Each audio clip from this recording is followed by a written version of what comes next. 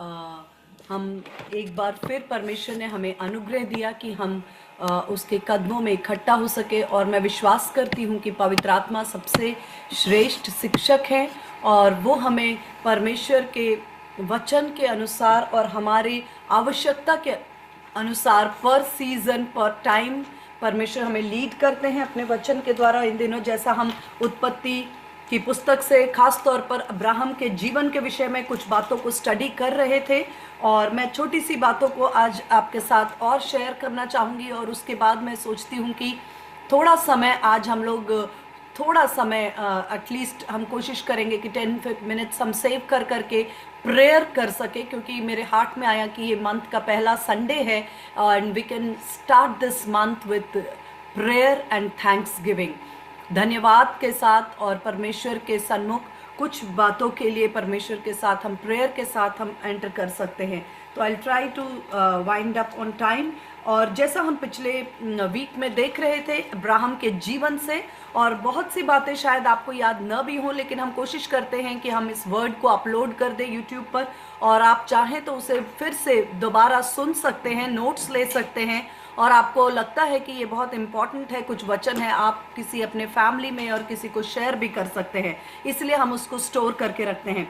और अगर आपको बहुत सारी बातें याद ना भी हों तो एक बात जो मैं बार बार कह रही थी वो ये कि परमेश्वर ने जिसने एक भला काम मेरे और आपके अंदर आरंभ किया है वही उसे मसीह के दिन तक पूरा करेगा। ये एक फेथ और एक विश्वास जो है हमारे अंदर जड़ पकड़ने पाए। और एक वचन पर हम बार बार जो आ रहे थे वो ये जो इब्राहिम का से परमेश्वर ने कहा जेनेसिस 15:1 कि इन बातों के पश्चात यहोवा का वचन दर्शन में अब्राहम के पास आया, हे अब्राहम मत डर, तेरी ढाल और तेरा अत्यंत बड़ा प्रतिफल मैं हूँ। ये इस वचन को हम लगातार 1-2 हफ्ते से इस पर मनन कर रहे हैं। मैं कुछ बातें इस संदर्भ में और आपके साथ शेयर करना चाहती हूँ कि सबसे पहले मैं फिर रिकमेंड करूंगी कि आप पिछला वचन अगर दोबारा से विजिट करने का मौका मिलता है वीक में कभी भी आपको, तो आप ज़रूर करें, ताकि हम जब नेक्स्ट संडे लेते हैं तो उस टाइम पे आप उन बातों को कनेक्ट कर पाएं। अगर भूल भी गए, एक हफ्ते के 5-6 दिन में होता है कई वचन हम भूल जाते हैं, तो आपने अगर पिछला वीक का सुन रखा है तो एक बार वापस से रिविजिट करने पे आप कनेक्ट कर पाएंगे। That will be very helpful for us. और मैं जो आज होली स्पिरिट ने मेरे अंदर डाला है उसके मैं आपके साथ शेयर कर रही हूँ कि परमेश्वर जब हमें प्रॉमिस करते हैं, जब कभी परमेश्वर हमारे लाइफ में एक बिग प्रॉमिस देते हैं, उस प्रॉमिस को परमेश्वर हमारे जीवन में पूरा करने के लिए जागृत है। हमारे जीवन से परमेश्वर क्या एक्सपेक्ट करते हैं, जैसे मैंने अब्राहम के लाइफ से बताया आपको कि बार बार अब्राहम से परमेश्वर ने क्या एक्सपेक्ट किया। जब भी परमेश्वर ने उसको एक वाचा दी, परमेश्वर ने एक प्रॉमिस दिया, उसके बाद अब्राहम ने क्या किया, अब्राहम ने वेदी बनाई, परमेश्वर को पुकारा और परमेश्वर ने वहां अब्राहम से बातें की। परमेश्वर ने अब्राहम की जिंदगी के हर इंपॉर्टेंट पहलू पर उसे हेल्पलेस और होपलेस नहीं छोड़ा, डायरेक्शनलेस नहीं छोड़ा। अब्राहम को परमेश्वर ने समय समय पर, आप सोच सकते हैं थोड़ी सी बातों के लिए कभी कभी हमें पीछे जाकर फ्लैशबैक में सोचना चाहिए कि आज जैसा है समय, हम जिस समय में रह रहे हैं वहां पर फोन है, इंटरनेट है, यूट्यूब है, वचन है, बाइबल है, ऑडियो बाइबल है, सारी सुविधाएं आज आपके पास है। लेकिन उस समय आज जैसे आज हमारे लाइफ में कोई प्रॉब्लम होती है, हम किसी को कॉल कर पाते हैं, अपने प्रेयर रिक्वेस्ट दे पाते हैं, अपने किसी भी मेंटर को, किसी को भी कॉल करते हैं, हम कहते हैं दिस इज द प्रॉब्लम, आप भी मेरे साथ प्रेयर करें और मुझे गाइड करें, कोई वचन है तो आप बताइए। और कई बार हमारे साथ प्रेयर पार्टनर्स होते हैं, वो हमें हेल्प करते हैं, लिफ्ट करते हैं, बिल्ड करते हैं, ऑल दिस स्टफ। लेकिन मैं कभी कभी सोचती हूँ अब्राहम के विषय में सोचकर देखिए, उसके पास कोई भी नहीं था, बहुत बड़ा प्रॉमिस परमेश्वर ने उसे दिया था। मैं टाइम एंड अगेन मुझे लगता है कि इन वचनों को पढ़ने में कोई हर्ज नहीं है। इब्राहिम से परमेश्वर ने पहली बार जब मुलाकात की और बात की तब परमेश्वर ने उससे क्या कहा, यहोवा ने अब्राहम से कहा अपने देश, अपने कुटुंबियों, अपने पिता के घर को छोड़कर उस देश को चला जा जो मैं तुझे दिखाऊंगा। मैं तुझसे एक बड़ी जाति बनाऊंगा, तुझे आशीष दूंगा, तेरा नाम महान करूंगा, तू आशीष का मूल होगा।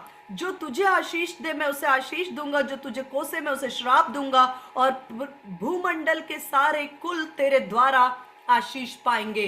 परमेश्वर के साथ अब्राहम की पहली मुलाकात with this grand opening with a grand promise, पहली मुलाकात अब्राहम की परमेश्वर के साथ होती है और इतना कहना चाहिए पावरफुल ब्लेसिंग के साथ परमेश्वर से मुलाकात करते हैं कि भूमंडल के सारे कुल तेरे द्वारा आशीष पाएंगे और मैं तुझसे एक बड़ी जाति बनाऊंगा, तेरा नाम महान करूंगा, तो आशीष का मूल होगा। इस प्रॉमिस को मिलने के बाद आप सोच सकते हैं कि अब्राहम के पास कोई और तरीका नहीं था, उसके पास फोन नहीं था, वो अपने किसी भाई से बहन से कंसल्ट करना, प्रेयर रिक्वेस्ट देना या किसी तरह की कोई मदद उसे कहीं से नहीं मिल सकती थी। उसके पास जो था वो ये था कि अब्राहम को परमेश्वर ने बात किया था और उसने फर्स्ट हैंड डायरेक्ट परमेश्वर की आवाज और दर्शन को पाया था और वो पावरफुल है। मैं आपको आज बताना चाहती हूँ कि yes we are blessed to have so many blessings की हमारे पास आज टेक्नोलॉजी, हमारे पास बहुत सारी ब्लेसिंग्स हैं, लेकिन मैं फिर भी कहूंगी कि जो एंशिएंट पाथवेज हैं, एंशिएंट जो तरीका है वो आज भी बहुत पावरफुल है कि first hand if you can get the word of God, first hand मतलब डायरेक्ट यदि परमेश्वर से, मैं ये नहीं कह रही हूं कि ऑडिबल आवाज में सुने, एक फ्लैश आपके सामने आ जाए, एक दर्शन आ जाए, एक कमरे में ज्योति आ जाए, मैं उन बातों की बात नहीं कर रही हूं। वो सारी अपने परमेश्वर के अपना तरीका है कि वो आप पर अपने आप को कैसे जाहिर करना चाहते हैं, लेकिन मैं बात कर रही हूं कि परमेश्वर के वचन से भी हो सकता है। बाइबल पढ़ रहे हैं आप, हो सकता है परमेश्वर के वचन को सुन रहे हैं, बहुत सी बातों के बीच एक वचन आकर आपको होली स्पिरिट जो है वो बात करता है और वहां आपको लगता है कि मुझसे परमेश्वर ने बात किया है। और एक बार वो वर्ड मिलने के बाद, उसके बाद चाहे कोई आपके साथ खड़ा हो या ना हो, चाहे कोई बातें आपके फेवर में हो या ना हो, लेकिन आपको वो इनफ होना चाहिए वो ड्राइव करने के लिए, क्योंकि वो वर्ड जब परमेश्वर आपके अंदर हार्ट में डालते हैं वो सिर्फ वर्ड नहीं होता, उसके साथ साथ रिक्वायर्ड अमाउंट ऑफ फेथ भी होता है, आवश्यकता के अनुसार विश्वास। परमेश्वर उस वचन के साथ आपके अंदर विश्वास भी देते हैं और आपको हर प्रकार से परमेश्वर अंदर से स्ट्रॉन्ग करते हैं। और ये एक बहुत इंपॉर्टेंट बात है कि जब परमेश्वर ने अब्राहम से प्रॉमिस किया कि मैं तुझे एक बड़ी जाति बनाऊंगा, तो दो तरह से परमेश्वर को काम करना था अब्राहम के साथ। और पैरेलली 12 अध्याय, 13 अध्याय, 14, 15 से लेकर 20, 21 तक आप देखेंगे कि परमेश्वर ने दो तरह से उसके साथ काम किया। पहला, अंदर से उसके विश्वास को समय समय पर बिल्ड किया, मार्गदर्शन किया। जब कभी अब्राहम मार्ग से भटका, जब कभी उसने मिस किया मार्ग को, परमेश्वर ने उससे बात किया और उसे वापस ट्रैक पर लेकर आए। उसके साथ साथ जब परमेश्वर ने प्रॉमिस किया कि मैं तुम्हें एक बड़ा राष्ट्र दूंगा, तो अब्राहम ने तो शायद ये नहीं सोचा, लेकिन परमेश्वर जानते थे कि जब मैं इसे एक राष्ट्र दूंगा तो वो राष्ट्र या वो बड़ी जाति रहेगी कहां। I have to prepare a land for them, मुझे उनके लिए एक जमीन को भी तैयार करना है। अभी बेटा पैदा हुआ ही नहीं अब्राहम का, लेकिन परमेश्वर ने पैरेलली वो बेटा और उसके वंश और उसका राष्ट्र कहां रहेंगे, कैसे उस जगह के अधिकारी होंगे, परमेश्वर ने बाहर भी तैयारी आरंभ कर दी। अगर आप देखेंगे कि 12 अध्याय को परमेश्वर ने जब उसको प्रॉमिस दिया, उसके बाद परमेश्वर ने उसे कहा अब्राहम कनान देश में रहा, और जब लूत अब्राहम से अलग हो गया तब परमेश्वर ने अब्राहम को कहा आंख उठाकर जिस स्थान पर तू है वहां से उत्तर दक्षिण पूर्व पश्चिम चारों ओर दृष्टि कर, क्योंकि जितनी भूमि तुझे दिखाई देती है वो सब कुछ मैं तुझे और तेरे वंश को युग युग के लिए दूंगा। मैं आपको बताना चाहती हूँ, आपके लाइफ में परमेश्वर ने कोई भी प्रॉमिस दिया है, आपके जीवन और भक्ति से संबंधित कोई भी बात क्यों ना हो, हम कई बार सोचते हैं कि सारी जिम्मेदारी मेरी है, कि मुझे अपने विश्वास को संभालना है, मुझे बाहर की परिस्थितियों को संभालना है। अगर परमेश्वर ने बोला है कि मैं तुझे एक सेवकाई दूंगा, तो फिर मुझे लोग भी ढूंढ के लाने हैं, मुझे चर्च भी बनाना है, मुझे ये भी करना है, मुझे वो भी करना है। एट द सेम टाइम मुझे अपने आत्मिक जीवन पे भी मेहनत करनी है। इट्स ओके कि आप एक डिसिप्लिन जीवन जीते हैं, आप एक डिसिप्लिन यानी कि आप एक सिस्टमेटिक जीवन को जीते हैं और आप अच्छी तरह से चीजों को प्लान करते हैं, बहुत अच्छी बात है। लेकिन ये समय है कि भरोसा करना सीखें कि जब परमेश्वर ने अब्राहम को प्रॉमिस दिया तो केवल परमेश्वर अब्राहम के शरीर को तैयार नहीं कर रहा था कि 100 वर्ष की आयु में अब्राहम और सारा जो है वो 100 वर्ष की आयु में, जब इम्पॉसिबल था, क्योंकि अब्राहम ने खुद रोमियो के 4 अध्याय में कहा है कि उसने आशा के विरोध में आशा किया, अपनी मरी हुई शरीर की मरी हुई दशा और सारा के गर्भ के मरे हुए दशा पर मनन नहीं किया। मैं एक बार वो वचन जरूर आपके साथ रीड करना चाहती हूँ। दिस इज रोमन्स उसका 4था अध्याय, जहां पर बहुत क्लियरली लिखा है कि क्या अब्राहम ने चुना कि जब उसके सामने देखने के लिए बातें थी, जो उसे दिखाई देती थी, वो था उसका शरीर और सारा का शरीर, जो कि किसी भी रीति से परमेश्वर के प्रॉमिस के अलाइनमेंट में नहीं हो सकता था। रोमियो का 4 अध्याय में से मैं पढ़ रही हूं।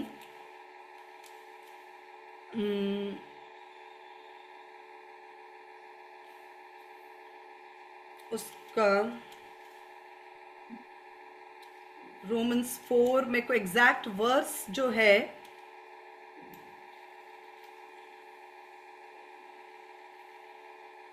18 वर्ष है, ठीक है। रोमियो 4 का 17 से मैं पढ़ रही हूं। जैसा लिखा है, मैंने तुझे बहुत सी जातियों का पिता ठहराया है, उस परमेश्वर के सामने जिस पर उसने विश्वास किया और जो मरे हुओं को जिलाता है और जो बातें है ही नहीं उनका नाम ऐसे लेता है कि मानो वो हैं। उसने निराशा में भी आशा रखकर विश्वास किया, निराशा में भी आशा रखकर विश्वास किया। चारों ओर उसे जो दिखाई दे रहा था, उसके पास कोई जमीन नहीं थी, उसके पास एक राष्ट्र को बसाने लायक कोई जमीन नहीं थी, जगह नहीं थी, उसके शरीर की हालत ऐसी नहीं थी जहां पर उसे लगे कि मैं एक राष्ट्र का पिता बन सकता हूं। लेकिन वचन में लिखा है कि उसने निराशा में भी आशा रखकर विश्वास किया, इसलिए उस वचन के अनुसार कि तेरा वंश ऐसा होगा, वह बहुत सी जातियों का पिता हो। वह जो 100 वर्ष का था, अपने मरे हुए शरीर और सारा के गर्भ की मरी हुई सी दशा जानकर भी, उसने अपने और अपनी पत्नी की दशा को ठीक से जानता था। लिखा है कि वो 100 वर्ष का था, अपने मरे हुए शरीर और सारा के गर्भ की मरी हुई सी दशा जानकर भी विश्वास में निर्बल नहीं हुआ। ये उसका चुनाव था। This was Abrahams decision. उसे दिख रहा था मेरे शरीर की मरी हुई दशा और सारा के गर्भ की मरी हुई सी दशा, और न अविश्वासी होकर परमेश्वर के प्रतिज्ञा पर संदेह किया। उसने परमेश्वर की प्रतिज्ञा पर संदेह भी नहीं किया, पर विश्वास में दृढ़ होकर परमेश्वर की महिमा की और निश्चय जाना कि जिस बात की उसने प्रतिज्ञा की है वो उसे पूरा करने में सामर्थी है। दिस इज, और यही अब्राहम की धार्मिकता थी। यही इस कारण यह उसके लिए धार्मिकता गिना गया। अब्राहम के पवित्र काम, प्रार्थना और बहुत सारी बातों का जिक्र नहीं है, उसका विश्वास करना, जिसने कहा कि निश्चय जाना कि उस जिस बात की परमेश्वर ने प्रतिज्ञा की है वह उसे पूरा करने में सामर्थी है। क्योंकि प्रतिज्ञा किसकी है? परमेश्वर की। पूरा करने के लिए सामर्थी कौन है? परमेश्वर।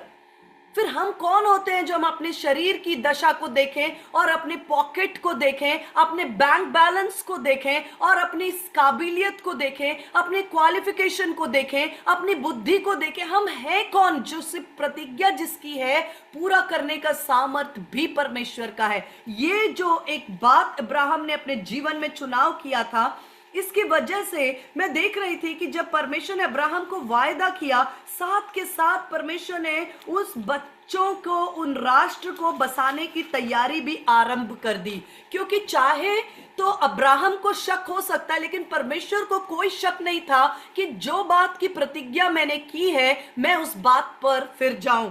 जब उसने कहा, आप देख सकते हैं, अब्राहम को परमेश्वर ने कहा कि जितनी भूमि तुझे दिखाई देती, आंख उठाकर जिस स्थान पर तू खड़ा है वहां से उत्तर, दक्षिण, पूरब, पश्चिम की ओर दृष्टि कर। जिस भूमि पर, जितना भूमि तुझे दिखाई देता है, मैं तुझे और तेरे वंश को। परमेश्वर ने तो उसके लिए भूमि की तैयारी भी शुरू कर दी। Isn't this beautiful? कह सकता है अब्राहम कभी तो जमीन को देने की तैयारी कर रहे हैं, परमेश्वर बड़ी जमीन चाहिए क्योंकि एक राष्ट्र को बसाना है।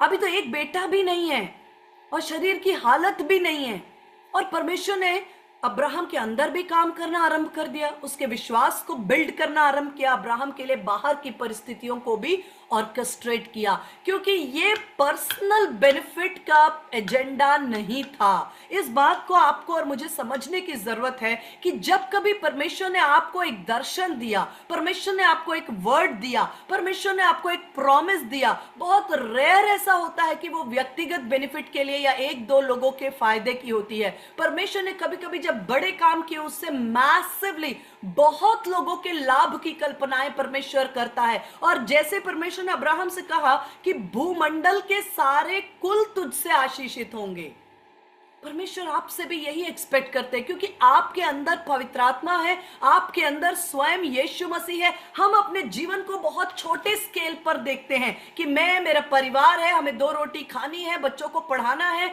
और हमारा जीवन इतना ही है। लेकिन परमेश्वर आपके लिए इतनी छोटी प्लान्स और छोटे विजन को नहीं रखते हैं। वो आपके लिए जो विजन रखते हैं वो ये विजन है कि मैं तेरे द्वारा तुझे आशीष का मूल बनाऊंगा और पृथ्वी के सारे भूमंडल के कुल। हाँ, ऑफ कोर्स ये प्रॉमिस यीशु मसीह के विषय में भी है, क्योंकि अब्राहम के वंश से यीशु मसीह को आना था और यीशु मसीह भूमंडल के सारे कुल और राष्ट्र और जातियों के लिए उद्धारकर्ता बना। That is true, that is one dimension. लेकिन ये बात हमारे लिए इतनी ही सच है कि जब परमेश्वर ने आपको एक प्रॉमिस दिया है, परमेश्वर ने आपको एक ब्लेसिंग, एक वर्ड दिया है, तो वो ऐसा नहीं है कि वो आपके अकेले पर्सनल लाइफ के लिए लिमिटेड हो। उसके प्रति परमेश्वर का विजन बड़ा है। हमें क्या करना है? हम, अब आप सोच रहे हैं कि मैं क्या कर सकती हूं इस बड़े विजन के लिए। आप देखिए, अब्राहम कुछ नहीं कर सकता था उस बड़े विजन को। ना तो वो अपने शरीर से एक बच्चा पैदा कर सकता था, ना ही उन बच्चों को बसाने के लिए वो उतने बड़ी जगह की इंतजाम कर सकता था। वो कुछ भी नहीं कर सकता था। उसने एक ही काम किया, बिल्ड द ऑल्टर। उसने वेदी को स्थापित किया, उसने वेदी की स्थापना की, उसने वेदी को बनाया, उसने परमेश्वर को पुकारा, उसने परमेश्वर की आवाज को सुना और उस आवाज को अपने जीवन में, अपनी आत्मा में बसा लिया और उस आवाज के प्रति ओबीडियंट होकर के फॉलो करने लगा। फर्स्ट थिंग, और यही मैं और आप भी कर सकते हैं। और दूसरी बात, जब अब्राहम इस रास्ते पर चल पड़ा, हम सबके साथ वैसा होता है जो अब्राहम के साथ में हुआ, वही हमारे साथ, कि बार बार एनिमी डिस्ट्रैक्ट करने की कोशिश करेगा। डिस्ट्रैक्ट करने का मतलब है आपका ध्यान भटकाने की कोशिश करेगा, आपके ध्यान को दूसरी ओर शिफ्ट करने की कोशिश करेगा, आपके ध्यान को वो डिट्रैक्ट करने की कोशिश करेगा। और वो कोशिश करेगा कि हम जिन बातों में हमें नहीं उलझना चाहिए, हम उन बातों में उलझ जाए। अपनी एनर्जी, अपने विश्वास, अपना मेडिटेशन, अपने सोच, अपने विचार, अपना सारा ध्यान, अपना सब कुछ जो है, एनिमी चाहता है कि आपको वो उलझा करके आपको वो भटकाए, ताकि वो उस रास्ते पर जो परमेश्वर ने आपके लिए रखा है उससे आपको भटका सके। आपको पता है, विजन के लिए परमेश्वर बार बार आपके और मेरे जीवन में वो विजन को पंप करते हैं। बार बार परमेश्वर ने, आपने क्या सोचा कि बार बार परमेश्वर ने अब्राहम से कहा, अपनी आंखें उठाकर जिस स्थान पर तू है वहां से उत्तर, दक्षिण, पूरब, पश्चिम चारों ओर की दृष्टि कर। क्यों परमेश्वर ने कहा? ये हमारे लिए भी सीखने का विषय। Lift your vision, lift your eyes. अपनी आंखों को उठाओ, अपनी दृष्टि को उठाओ, क्योंकि परमेश्वर जानता है कि यदि आपने आंखें उठाकर, अपनी दृष्टि उठाकर ओ परमेश्वर के दर्शन के ग्लिम्स को, उसके दर्शन की बातों को थामा नहीं है, एनिमी बहुत चालाक है, वो हमें अब भटकाने की कोशिश करेगा। उसने वैसा ही कोशिश किया कि उसने 14 अध्याय के बाद आप देख सकते हैं, पहले तो 12 अध्याय में परमेश्वर ने प्रॉमिस किया, 13 अध्याय में अब्राहम को मिस्र देश की ओर रवाना कर दिया। मिस्र में रवाना किया रोटी के लिए, अकाल के कारण। और जब वो मिस्र में गया, वहां एक और मुसीबत, मतलब हम कहते हैं ना कि जब हम एक गलत रास्ते पे चलना शुरू करते हैं तो हमारे कदम एक के बाद एक चेन ऑफ गलतियों में फंसते जाते हैं। मिस्र की ओर गया, वहां फिरौन ने सारा को अपने महल में ले गया। वहां परमेश्वर ने डिवाइन इंटरवेंशन किया और परमेश्वर ने फिरौन और उसके पूरे घराने को पनिशमेंट दिया और दंड दिया और सारा के प्रति परमेश्वर ने वहां पर अपने बलवंत हाथ को दिखाया। क्यों दिखाया? क्योंकि ये प्लान परमेश्वर का है, ये प्रोजेक्ट परमेश्वर का है, ये दर्शन परमेश्वर का है और वो उसे पूरा करने के लिए जागृत भी है और सामर्थी भी है। अब्राहम तो बिल्कुल साइड में जाकर के बैठ गया कि अब क्या हो सकता है, लेकिन अब्राहम के पास सीखने के लिए हमारे पास एक बात है, he always built the altar and he always called upon the name of the Lord। उसने परमेश्वर को पुकारा। और हम देखते हैं कि फिर से अब्राहम को 15 अध्याय में परमेश्वर ने उसे कहा कि परमेश्वर ने उसे, तब यहोवा का वचन सुनकर उसने तब यहोवा का वचन उसके पास पहुंचा, ये तेरा वारिस ना होगा, तेरा जो निज पुत्र होगा वही तेरा वारिस होगा। अब्राहम ने बोला परमेश्वर को, आप मुझे बड़ी प्रॉमिस दे रहे हो, आप कह रहे हो मैं तेरा अत्यंत बड़ा प्रतिफल हूं, मेरे पास तो बेटा ही नहीं है, मेरे पास तो कुछ है ही नहीं, मेरे पास मेरे जितने भी बिजनेस है उन सब का जो उत्तराधिकारी है वो मेरे दासों में से एक दास हो जाएगा। परमेश्वर ने कहा कि यह तेरा वारिस ना होगा, तेरा निज पुत्र जो तुझसे जन्म लेगा वही तेरा वारिस होगा। उसके बाद लिखा है, और परमेश्वर ने अब्राहम को बाहर ले जाकर कहा, आकाश की ओर दृष्टि करके तारागण को गिन, क्या तू उसको गिन सकता है? फिर उसने उससे कहा, तेरा वंश ऐसा ही होगा। उसने यहोवा पर विश्वास किया और यह उसके लिए धार्मिकता गिनी गई। बार बार परमेश्वर क्या करे पता है, उसको फोकस को शिफ्ट होने से बचा रहे हैं। शत्रु बार बार कोशिश करता है, जब कभी आपके पास एक प्रॉमिस आता है, जब कभी परमेश्वर का प्लान पहुंचता है, जब कभी एक दर्शन परमेश्वर देते हैं, जब कभी परमेश्वर अपने हृदय के दर्शन को आप पर अनफोल्ड करते हैं, एनिमी कोशिश करता है, क्योंकि वो परमेश्वर को रोक नहीं सकता काम करने से, वो हमें डिस्ट्रैक्ट करने की कोशिश करता है। जैसे अब्राहम को लेकर मिस्र देश में गया, वहां से सारा को भटकाकर फिरौन के यहाँ पहुंचाया और फिर वापस परमेश्वर ने उससे कहा कि बाहर ले जाकर आकाश की ओर दृष्टि करके तारागण को गिन, क्या तो उन्हें गिन सकता है? परमेश्वर ने ऐसे एग्जाम्पल्स उसे इसलिए दिए क्योंकि परमेश्वर को पता है कि जैसे ही इब्राहिम आगे बढ़ेगा इस रास्ते पर, उसे बार बार शत्रु जो है वो उसके ध्यान को भटकाएगा। और जब कभी अब्राहम का ध्यान भटकेगा, आकाश और तारे उसके सामने होंगे। जब कभी उसका ध्यान भटकेगा, वो आकाश को देखेगा और आकाश के सामने जितने सितारे हैं वो देखेगा, उसे मेरी प्रॉमिस याद आ जाएगी कि क्या तो गिन सकता है? इतने ही तेरे वंश होंगे जिन्हें कोई गिन नहीं सकता, रेत के किनकों के समान होंगे।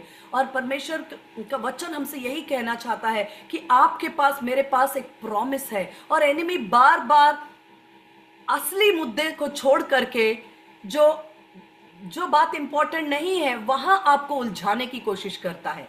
उलझाने से फायदा क्या? उलझाने से ये होता है कि आपका समय, आपकी एनर्जी, आपका फोकस, आपकी बातें वो जहां लगनी चाहिए वहां न लग करके जहां नहीं लगनी चाहिए वहां लग जाती है।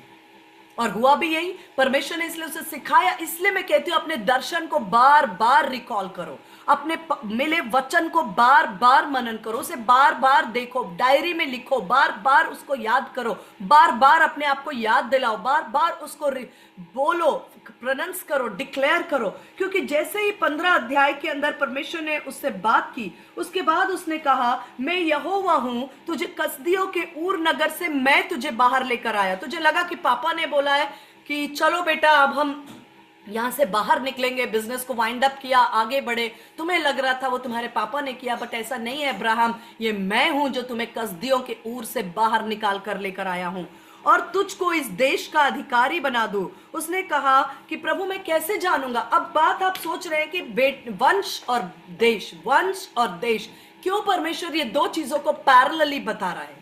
क्योंकि परमेश्वर उसका प्लान एक बेटे के लिए नहीं था। एक बेटा देने से तो एक बेटे के लिए एक महल काफी होता है, लेकिन परमेश्वर देने जा रहा था एक बड़ा वंश, एक राष्ट्र, एक जाति।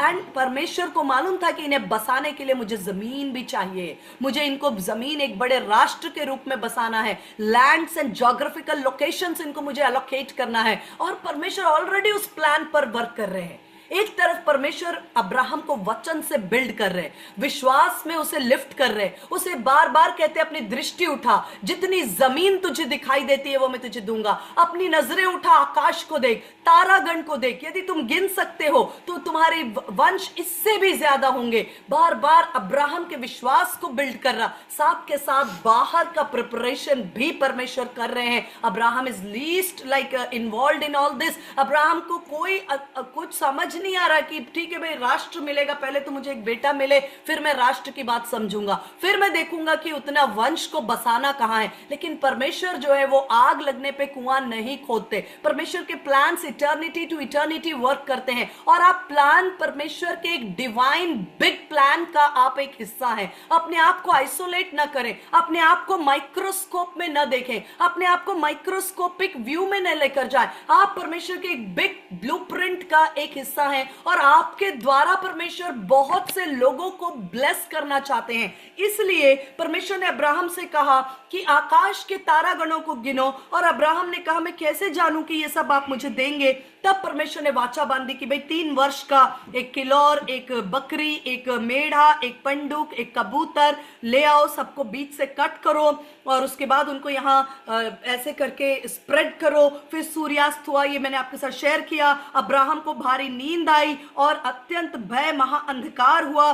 तब परमेश्वर ने अब्राहम से कहा यह निश्चय जान। अब भारी नींद की दशा में अब्राहम सुन रहा था, उसकी स्पिरिट जागृत थी। अब्राहम से कहा निश्चय जान कि तेरा वंश पराये देश में 400 वर्ष के लिए गुलाम बनेगा, एंड दिस एंड दैट। उसके बाद लिखा है ऐसा हुआ जब सूर्यास्त हुआ, घोर अंधकार हुआ, तब अंगीठी जिसमें धुआं उठता था, मैंने पिछली बार भी आपके साथ शेयर किया था कि एक अंगीठी जिसमें धुआं उठता था और जलती हुई मशाल, एक अवन, स्मोकिंग अवन, और एक टॉर्च। एक स्मोकिंग अवन और 2 चीजें थी जो उन कटे हुए पक्षियों के बीच से होकर चली। अब्राहम गहरी नींद में था, अब्राहम के पक्ष में यीशु मसीह खड़े थे, और परमेश्वर ने एक वाचा वहां पर बांधी थी।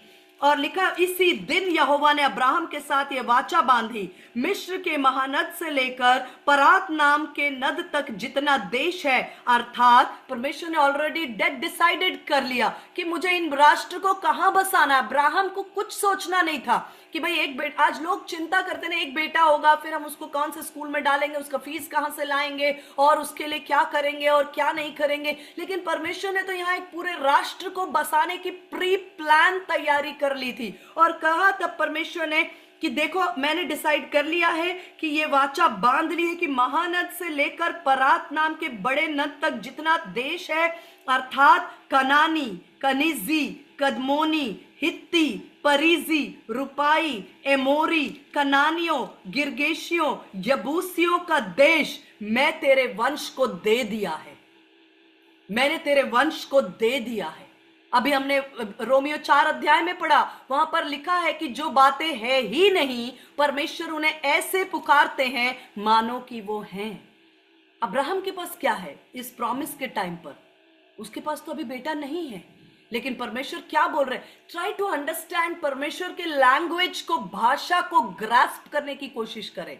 हम क्या कोशिश करते हैं कि मेरी भाषा परमेश्वर को बोलना चाहिए, मैं जो सुनना चाहता हूं परमेश्वर को वैसे बात करना चाहिए, मैं जैसा चाहता हूं वैसा होना चाहिए। लेकिन हमें अडॉप्ट करना है हेवनली लैंग्वेज के लिए, हमें शिफ्ट होना है, हमारे माइंड को, हमारे थॉट प्रोसेस को शिफ्ट होना है परमेश्वर की लैंग्वेज की ओर। क्योंकि यहां परमेश्वर के वचन में, मैं फिर इसको पढ़ूंगी, very powerful it is written, अभी बेटा नहीं है, फिर भी लिखा है कि उसी दिन परमेश्वर यहोवा ने अब्राहम के साथ ये वाचा बांधी कि महानद से लेकर बड़े नद तक जितना देश है, इतना बड़ा लैंड, ये जाहिर है एक बेटे के लिए नहीं थी तैयारी, ये एक पूरे राष्ट्र, एक पूरे वंश की तैयारी परमेश्वर की थी। जितना देश है, अर्थात किन किन जातियों को परमेश्वर वहां से डिस्प्लेस करने पर है, कनानियों, कनीजियों, कदमोनियों, हित्तियों, परिजियों, रुपाइयों, अमोरियों, कनानियों, गिरगेशियों, जबूसियों का देश। अभी फिलहाल वो लोग उस जगह पर बसे हुए हैं, क्योंकि परमेश्वर ने कहा अभी वो लोग टेम्पररी रह रहे हैं, लीज पर उन्हें दे रखा है, क्योंकि सारी पृथ्वी मेरी है, आकाश और पृथ्वी का मालिक मैं हूं। कुछ समय के लिए ये जातियां लीज पर दे रखी हैं और बहुत जल्द मैं खाली करवाऊंगा। बहुत जल्द मैं खाली करवाऊंगा, क्योंकि ये जितने लैंड है ये सब का जबूसियों के देश को मैंने तेरे वंश को दे दिया है। ये वाचा है, ये डील है। और ये डील कब बनी? जब इजहाक भी पैदा नहीं हुआ था उस समय ये वाचा, ये डील, ये सौदा, ये कहना चाहिए वाचा पक्का हो चुका था। फिर इजहाक को क्या जरूरत होती कि वो सोचता कि मेरे बच्चे कहां बसेंगे? याकूब को क्या जरूरत थी वो ये सोचे मेरी संतान कहां बसेगी? उनके वंश को क्या सोचना था? उनके तो आने से, अस्तित्व में आने से पहले से परमेश्वर ने उनके बसने की जमीन तक तय कर रखी थी। कितना श्योर परमेश्वर का प्रिपरेशन बाहर चल रहा है अब्राहम के लिए। और अब्राहम को परमेश्वर कह रहा है कि ये सब कुछ मैंने डन किया है, सिर्फ तुझे अपने आप को अलाइनमेंट में रखना है। बार बार शत्रु कोशिश करेगा, तेरे ध्यान को भटकाएगा। जैसे ही परमेश्वर ने प्रॉमिस किया, आप जानते हैं 16 अध्याय में फिर एक चैप्टर शुरू हुआ। सारा आती है और कहती है कि देखो भाई, हमारे पास कोई संतान नहीं है, पर मेरे पास एक शानदार आइडिया है। सारा comes with a great idea. आप देखिए 16 अध्याय में जैसे ही परमेश्वर ने यह वाचा बांधी है, उसके बाद ही लिखा है, अब्राहम की पत्नी सारा की कोई संतान नहीं थी और उसने अब्राहम से कहा, देख मेरे पास कोई संतान नहीं है, लेकिन मेरी दासी हाजिरा, she had a brilliant idea. परमेश्वर जानता था कि अब्राहम ऐसे बार बार इस तरह के, कहना चाहिए, भटकाव में भ्रमित होने के टेंडेंसी है, क्योंकि Abraham, God did not choose a perfect man। परमेश्वर ने अब्राहम को एक परफेक्ट समझकर नहीं चुना था। परमेश्वर अब्राहम को जब चुन रहा था, उसके अंदर कोई खूबी, कोई बातें नहीं देखी थी। बस अब इतना जानता था कि ये ऐसा व्यक्ति है जिसने एक बार मुझ पर भरोसा किया है, ये मुझ पर भरोसा करेगा किसी भी एक्सटेंट तक। लेकिन अब्राहम जैसे कई बार होता है, हमारी सोच में, समझ में हम कई बार कमज़ोर होते हैं। हम सोचते हैं कि मे बी यही तरीका है परमेश्वर का।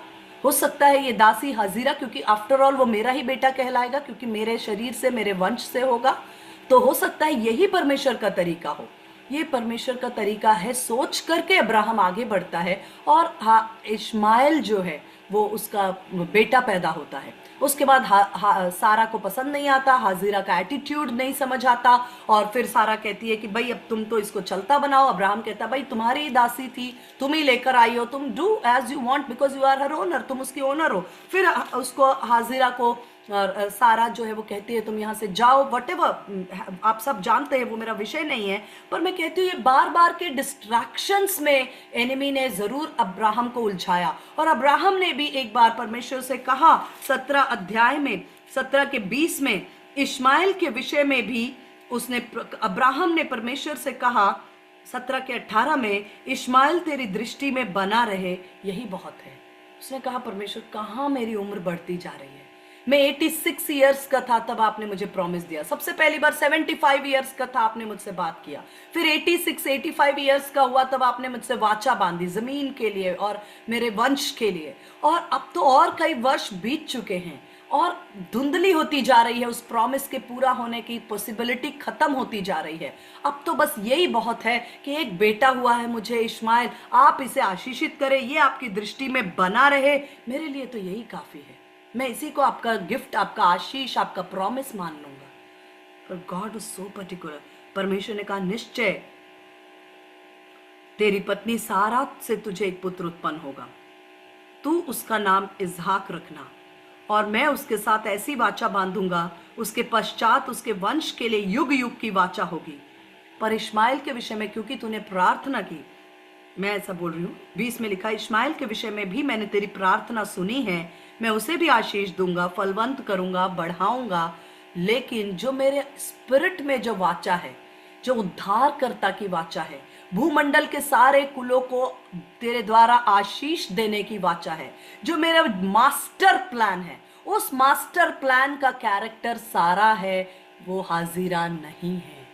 मैं बार बार अब्राहम को कहता रहा कि अब्राहम मैं तुझे तेरे वंश को दूंगा, तो तूने अपने आप को ही कंप्लीट समझ लिया। लेकिन तुझे समझने की जरूरत है कि मैं तुझे जब बोल रहा था तो तुम और सारा, मैं सारा के विषय में स्पेसिफिक हूं। तब जाकर परमेश्वर ने 19 में बोला, तब परमेश्वर ने कहा निश्चय तेरी पत्नी सारा से तुझे, जो अभी तक मैं परमेश्वर कह रहा था अब्राहम तेरा बेटा, तो उसने गलत समझ लिया। अब परमेश्वर ने कहा तेरी पत्नी सारा से तुझे एक पुत्र उत्पन्न होगा, तू उसका नाम इसहाक रखना, मेरी वाचा उसके साथ होगी। इश्माइल तेरा बेटा है, ठीक है, मैं उसे ब्लेस भी करूंगा, बढ़ाऊंगा, आशीषित करूंगा, फलवंत करूंगा, बढ़ाऊंगा, लेकिन मेरी वाचा इसहाक के साथ ही रखूंगा जो कि सारा से उत्पन्न होगा। ये परमेश्वर का मास्टर प्लान था। लेकिन टाइम एंड अगेन ऐसा हुआ कि अब्राहम जो है वो टाइम टू टाइम कभी लेफ्ट कभी राइट हो रहे थे, लेकिन परमेश्वर ने उसे कभी भी न त्यागा और न छोड़ा, न उस प्लान को गिव अप किया। हमारी निर्बलता, हमारी मिस्टेक्स, हमारी कमजोरियों पर परमेश्वर हमें छोड़ नहीं देते, हमें त्याग नहीं देते, वरन वो हमेशा याद दिलाते हैं कि अब्राहम मत भूलो मैंने तुम्हें क्या कहा है। अपनी आंखों को उठाओ, अपनी दृष्टि उठाओ, जब कभी तुम मिस हो जाओ अपनी दृष्टि आकाश की ओर उठाओ और देखो कितने तारे हैं। यदि तुम उन तारों को गिन सकते हो तो उतने ही तुम्हारे वंश होंगे। इसलिए परमेश्वर आपके दर्शन को धुंधला नहीं होने देते। आज आपके सामने कोई भी सिचुएशन क्यों ना हो, उसको स्केल डाउन करके मत देखिए। बस इतना मिल जाए ना तो काफी है। मुझे याद है, आपको पता है, जब मैं जयपुर आई थी पहली बार लगभग बहुत साल पहले, और मैं फर्स्ट जॉब का इंटरव्यू दे रही थी, उस टाइम पे मुझे कुछ नहीं पता था कि इंटरव्यू पैनल में उन्होंने मेरे से पूछा आप क्या सैलरी एक्सपेक्ट कर रही हैं। मैं घर से सोच के गई थी, उस समय बहुत समय पहले की बात है, मैंने पता नहीं कितना, मुझे अमाउंट याद नहीं, पर मैं सोच के गई थी अगर मुझे इतना अमाउंट मिलेगा तो मैं जॉब कर लूंगी। मैंने बहुत एक फिक्स अमाउंट सोच के गई थी, मुझे इससे कम नहीं चाहिए, ये मिलेगा तो मैं कर लूंगी। और मैं वहां गई और किसी तरह से परमेश्वर ने मुझे उस समय अपने निर्बुद्धिपन से बोलने से रोक लिया और मैंने बोला जो आपने एडवर्टाइजमेंट में ग्रेड दिया है, जो चीज का आपने एडवर्टाइज किया है जिस ग्रेड का, मुझे वो ग्रेड चाहिए। मैंने कोई अमाउंट कोट नहीं किया, सोच के जरूर गई थी पर मैंने वहां कोई अमाउंट कोट नहीं किया। मैंने कहा आपने जो ग्रेड का एडवर्टाइजमेंट न्यूज़पेपर में फ्लोट किया है मुझे वो ग्रेड चाहिए। और उन्होंने मुझे 1 मिनट के अंदर अंदर डिसाइड किया और उन्होंने बोला आपको हम पूरा वो ग्रेड देंगे, जो मेरे सोच से बहुत ज्यादा था, जो मेरा सैलरी का एक्सपेक्टेशन था उससे कहीं ज्यादा था। कई बार मैं आपको यही बताना चाहती हूँ कि हम अपने सोच को बहुत लिमिटेड कर लेते हैं। हम सोचते हैं बस ये इतना मिल जाए ना तो बस काफी है।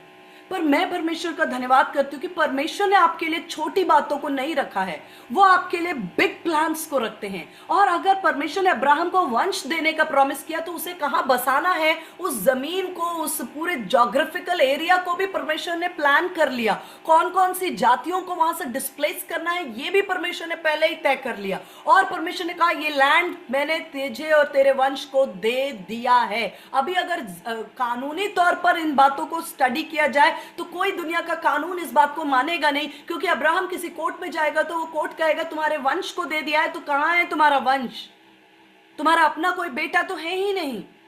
फिर ये कानूनी तौर पर लीगल कैसे हुआ? लेकिन इससे कोई फर्क नहीं पड़ता है कि दुनिया का कानून किस दिशा में किस बातों को कैसे इंटरप्रेट करता है। यदि ये परमेश्वर के कोर्ट में डन है, if it is done in God's court of justice and if it is done in God's court, then it is done for ever and ever. लिखा है ये जमीन में तुझे और तेरे वंश को युग युग के लिए देता हूं। It's not for a day और टू।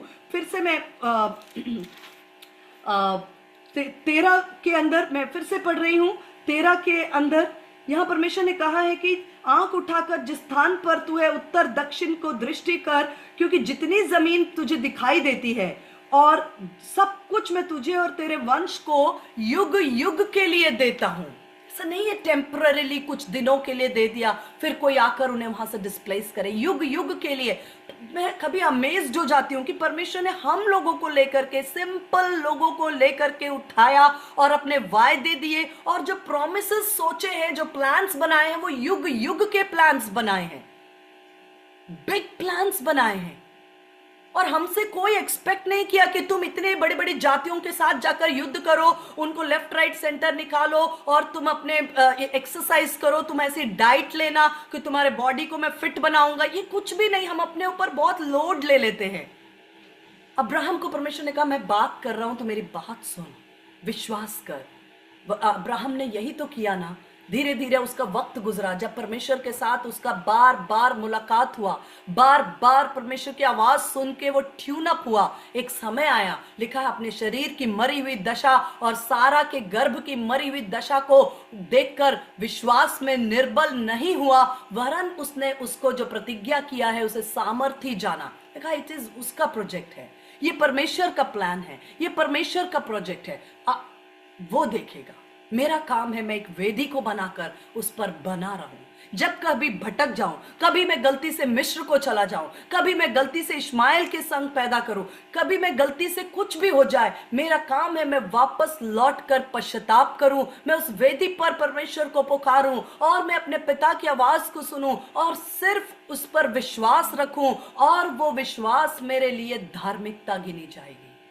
कल मैं एक बेटी से बात कर रही थी, उसने कॉल किया किसी दूसरे जगह से और उसने कहा आंटी मेरे लिए प्रेयर करें, और मुझे बहुत बर्डन आ रहा है कि मुझे अपने लिए बहुत प्रार्थना करने की जरूरत है, क्योंकि मेरे सामने ये चैलेंजेस हैं और बहुत गंभीरता से प्रार्थना की जरूरत है। मैंने कहा देखो, प्रार्थना करना तुम्हारा सौभाग्य है, प्रार्थना करना मेरा सौभाग्य है, प्रार्थना जरूर करो, लेकिन प्रार्थना में इतना बोझ और इतना डर मत मिलाओ।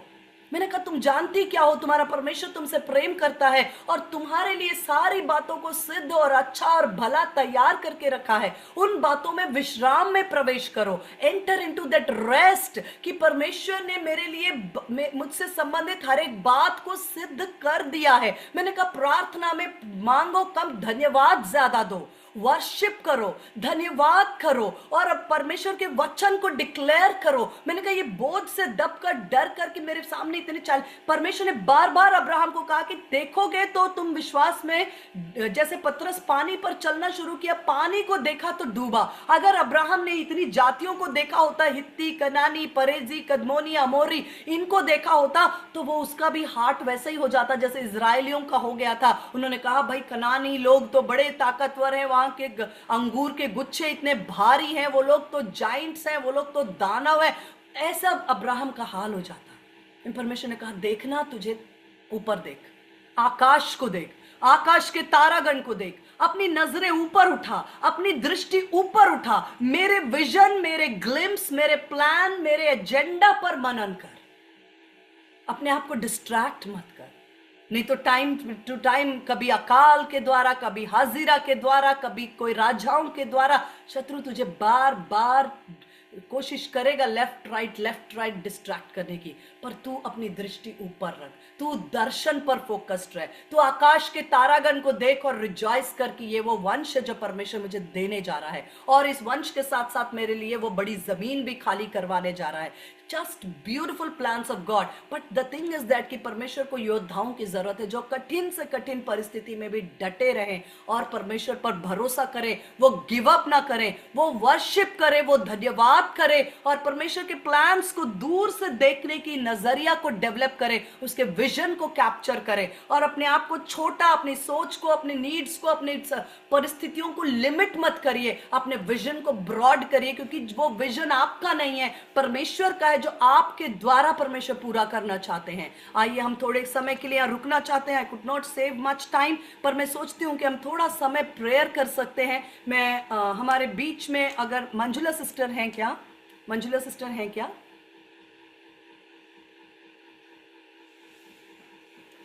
जी जी जी जी ठीक, मैं आपसे रिक्वेस्ट करना चाहती हूँ कि आज के वचन के लिए आप प्रेयर में हमें लीड करें और उसके बाद पियरली है क्या?